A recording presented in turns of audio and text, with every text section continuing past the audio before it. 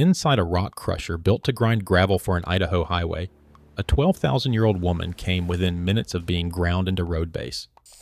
You'd assume a find like that gets decades of careful study. This one got less than 3 years. An Idaho state repatriation law, passed years before the federal version most people know, made sure of it. Archaeologist Thomas Green was one of the first researchers on site. He spent the next 3 years racing to learn everything he could about her, then watched his request for more time get denied. It was January 1989, a gravel quarry outside Buhl, Idaho, and what his team pulled from that collapsing wall of frozen sediment was one of the most complete Ice Age skeletons ever found in North America, almost unheard of for one reason. She was a woman. No DNA was ever taken. This is the story of what 3 years bought and what the silent since has cost. For decades, the story of the first Americans has been told through men. Kennewick Man in Washington State, Spirit Cave Man in Nevada, even the famous Anzac burial in Montana. The only known Clovis grave ever found belonged to an infant boy. Ice Age women are almost invisible in the archaeological record, lost to thousands of years of erosion, looting, and simple bad luck. So when a road crew in southern Idaho accidentally exposes a nearly complete female skeleton from the tail end of the last Ice Age, it should have been one of the great scientific windfalls of the 20th century. It should have rewritten what we know about the first people to walk this continent. Instead, it became something else entirely. A closing door, dressed up as an opening one. The frozen wall of the quarry was already collapsing when Green and his colleagues arrived. It was the middle of an Idaho winter, and the ground had spent months locked under frost, which is the only reason there was anything left to find. The rock crusher had chewed through part of the burial before anyone even knew a body was there. A local couple alerted a curator at the Herritt Center for Arts and Science, who spotted more bone near the base of the exposed sediment and called in the Idaho State Historical Society. Word spread fast through the small town, and locals started gathering at the edge of the pit, some already speculating about buried treasure. Machinery kept idling nearby. Nobody was fully in control of the site yet. There was no time for a slow, methodical excavation. Researchers pulled bones directly out of a thawing vertical face before the profile caved in on itself, working bare-handed against a clock nobody had set, but everybody could feel. Every hour mattered. If that femur had surfaced a little later, if the crusher had run a little longer, she would have been gravel under a highway. Nobody would ever have known she existed at all. What they pulled from that wall was extraordinary. A young woman, somewhere between 17 and 21 years old at death, standing roughly 5 feet 2 inches tall, no pelvis, survived the mining operation, which is normally the most reliable way researchers determine sex in ancient remains. Instead, they relied on the architecture of her skull and the proportions of her limb bones, and they were confident enough to call it. Her body told a harder story than the label Ice Age hunter-gatherer usually suggests. Her teeth were worn down almost flat, coated in the kind of grit that comes from eating tough, pounded, dried meat, not soft, easy food. A groove cut into the enamel of one tooth marked a period of illness or starvation around age 4. 15 faint growth arrest lines in her thigh bone recorded repeated stretches where her body simply stopped growing and then started again. Chemical analysis of her bone collagen pointed to a diet heavy in meat. Nitrogen levels climb with every step up a food chain, and hers climbed high enough to suggest heavy reliance on animal protein rather than plants. Carbon signatures pointed further, towards salmon pulled from the Snake River, the same river that still runs past that same quarry today. She survived a childhood that tried to kill her more than once, and she ate well enough afterward to reach adulthood on a landscape most people picture as nothing but barren tundra and ice. Then there is what was buried with her, Beneath her skull, researchers found a finely pressure-flaked, stemmed obsidian point, glassy and black, a style archaeologists call a wind dust point, tied to one of the oldest known tool-making traditions in the Americas, a tradition that predates the more famous Clovis culture in this part of the continent. Nearby, a broken bone needle and 2 fragments of an incised bone pin. And strangest of all, an unmodified badger bone with no other trace of the animal anywhere at the site. No scattered ribs, no paws, no skull, nothing that would explain a badger simply dying nearby and getting mixed into the soil by accident. 1 bone deliberately placed, and nothing else. None of these objects show a single mark of wear. They were never used to hunt, sew, or cut in daily life. This wasn't an accident of preservation. It was a decision made by another human being 12,000 years before anyone would dig her back up with a bulldozer. Complete Paleo-Indian skeletons of any sex are rare.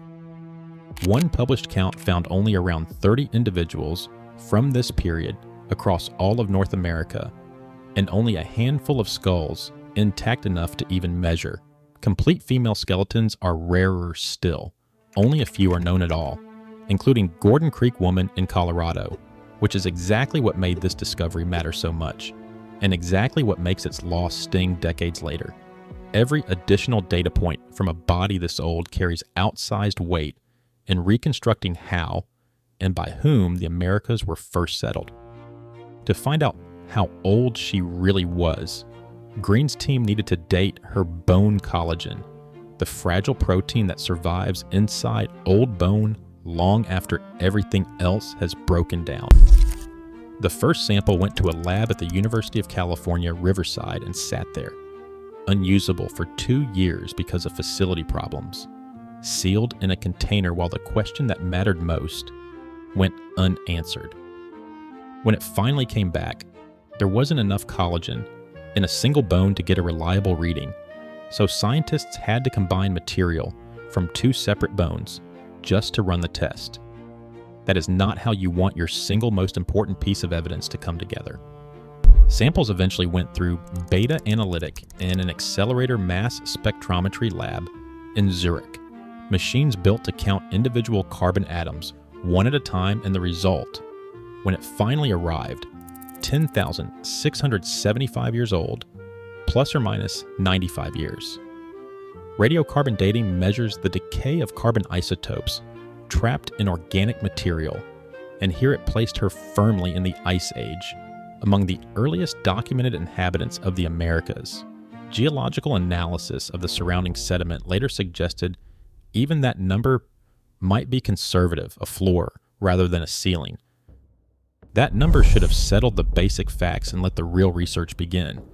It didn't. Green and his colleagues wanted more bone, enough for genetic testing, enough for a deeper chemical analysis of her diet, her health, and her origins.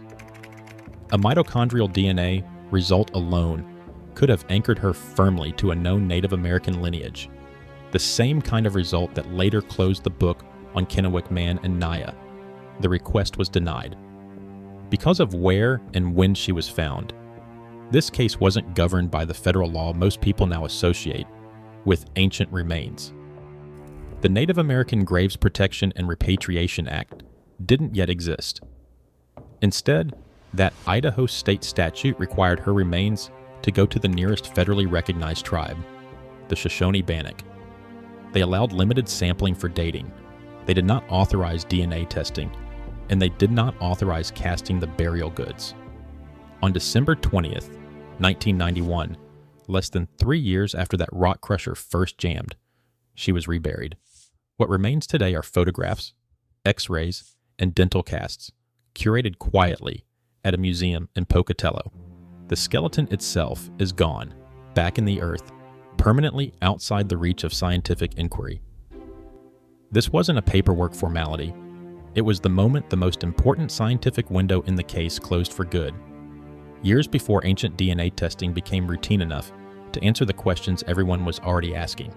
Here's where the story gets stranger, because the questions her skull raised were never answered, and now they never can be. Using craniofacial measurements checked against a university database in Michigan, one research team found her closest resemblance among Native American and East Asian populations, broadly consistent with the standard migration story into the Americas. But a separate reanalysis by researchers Walter Neves and Max Bloom ran the numbers differently, comparing 16 cranial measurements against dozens of modern population groups worldwide, and even against a South American skull thousands of miles away. They argued her skull fit a two migrations theory, an earlier, more generalized population reaching the Americas first, followed later by the ancestors of most modern Native American groups.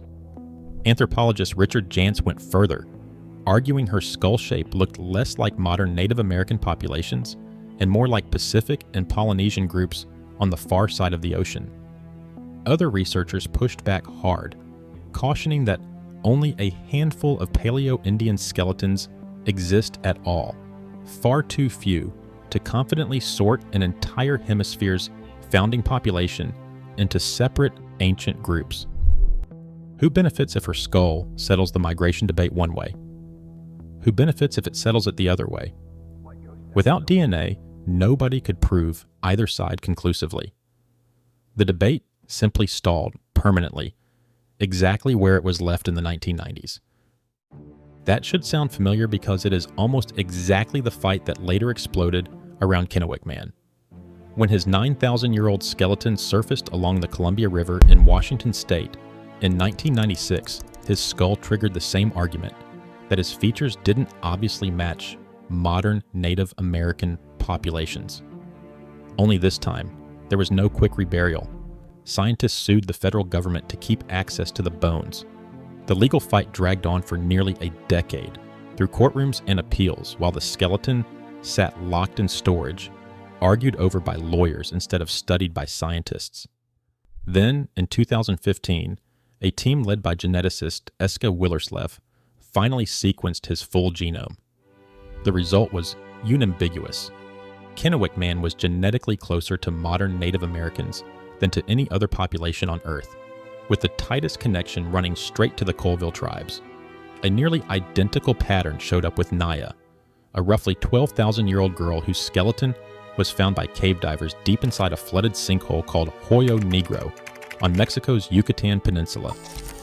Her skull, like Buhl Woman's, looked unlike modern Native Americans under standard measurement. Her DNA told a completely different story, tracing directly back to Native American ancestry despite what her bones seemed to suggest. This wasn't just a footnote to two old papers. It was proof that the entire method used to argue about her origins, skull shape, as a stand-in for ancestry, may never have been reliable to begin with. That is the reversal that makes the Buhl case so uncomfortable.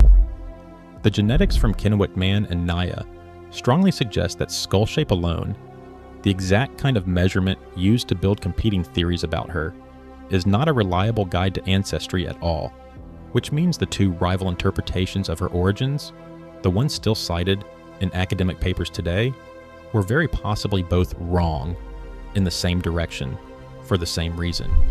And there is no way left to check.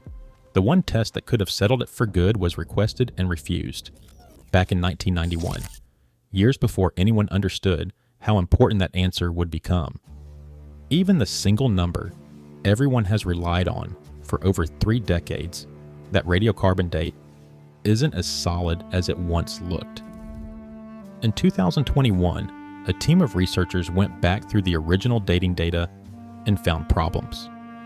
The chemical ratio in the collagen sample sat outside the range considered fully reliable, and the sample had never passed through the modern filtering process used today to strip out contamination.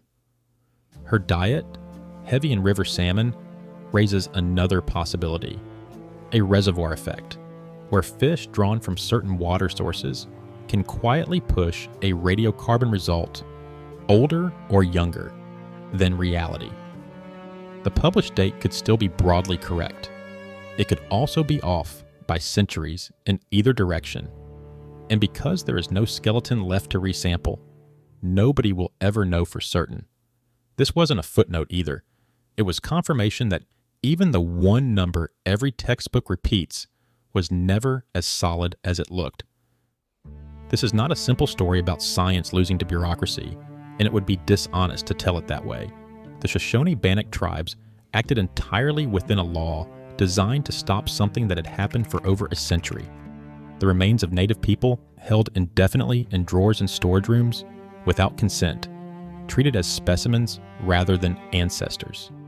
Ask who benefits from keeping a set of bones in a lab for another decade, and the honest answer is mostly academic careers and publication records, not the community whose ancestor she may well have been.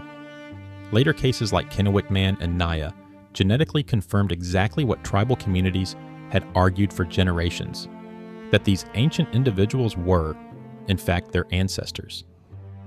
In that sense, the tribe's position on Buhl Woman wasn't an obstacle to the truth. It was aligned with it, years before the genetics existed to prove anyone right. What was lost wasn't a chance to disprove Native American connection. It was the chance to prove it with total certainty, instead of leaving it as an unresolved argument between competing academic papers for the next 30 years.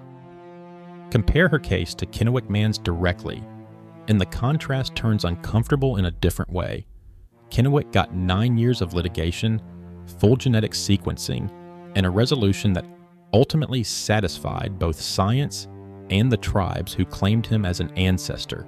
Buhl Woman got roughly 3 years, a partial radiocarbon date now under formal academic dispute, and a permanent reburial before large-scale ancient DNA testing was even technically possible. Some archaeologists still argue the process moved far too fast, that Idaho's state law, unlike the federal framework that arrived just months later, offered no real mechanism for negotiation or extended study. Others argue that the delay in Kennewick's case, 9 years of a legal fight waged against a native community's clearly stated wishes, is itself the more troubling story. Green's case now appears in the academic literature on repatriation ethics as an early precedent, cited by researchers arguing about exactly how much science a society is owed before the dead are returned. She is not alone in that literature either. Other early Paleo-Indian remains, including a skeleton known as Minnesota Woman and another called Browns Valley Man, were also reburied without the kind of testing available today, part of a pattern that stretches back decades before NAGPRA gave the practice a formal legal name. There is no clean villain in any of it. There is only a set of decisions made under pressure on a collapsing wall in a small Idaho town, decisions that can never be revisited. What's left of her sits today in a drawer at the Idaho Museum of Natural History in Pocatello. Not bones. Radiographs, gray and ghostly, still showing the outline of a skull nobody is allowed to touch again. Dental casts poured in epoxy resin. Photographs taken in the days before reburial, the only physical record of a woman who survived childhood starvation, ate salmon pulled from the Snake River, and was buried with tools no living hand had ever used. Above that drawer, the town of Buhl goes on exactly as it did in 1989. Trucks still hauling gravel out of quarries along the same stretch of highway. Her actual remains rest somewhere in that region of southern Idaho, in ground the tribe has never made public, past the reach of any lab, any scanner, any technology not yet invented. She did change what we know about Ice Age women, just not the way anyone expected back in 1989. She never told us who her ancestors were. She exposed how much of that answer had always rested on skull measurements nobody should have fully trusted. And she set the precedent, years before Kennewick Man made headlines, for exactly how fast a question like that can be closed for good. The most complete Ice Age woman ever found in North America solved a question nobody had thought to ask yet, and ran out of time on the one everyone actually wanted answered. If you want more cases like this, subscribe. And tell me, should Buhl Woman have gotten the same 9 years of study Kennewick Man did, or was even 3 years already too many?